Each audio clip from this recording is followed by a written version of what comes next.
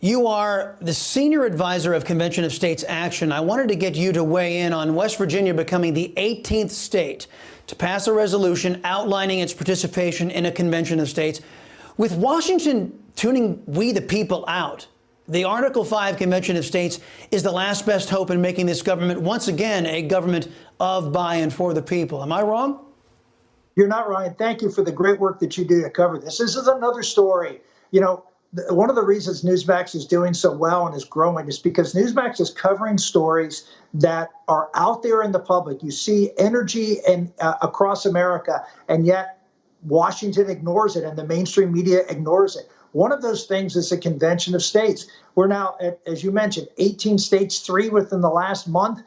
We have another state that I think will pass it to make it 19. 2 or 3 others are queued up for this year. We'll get into the 20s. We need to get to 34. But this would be, probably the biggest political explosion, if you will, because it would wake up Washington that now the states are going to take their constitutional authority and propose amendments to limit the power of the federal government.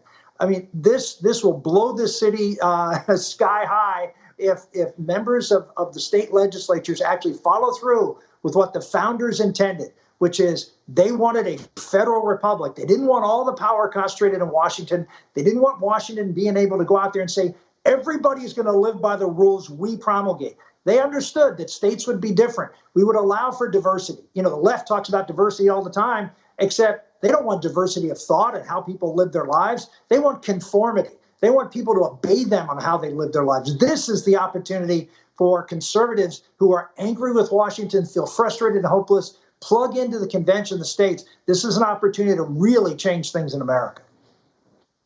The federal government is too big and it spends too much of our money.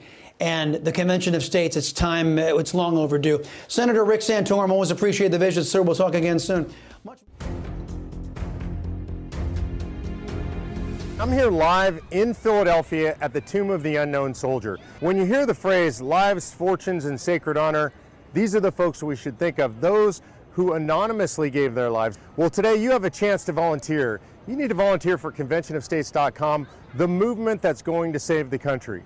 These folks were willing to step up and give everything. We need you to give just a little bit. Go to conventionofstates.com and volunteer today.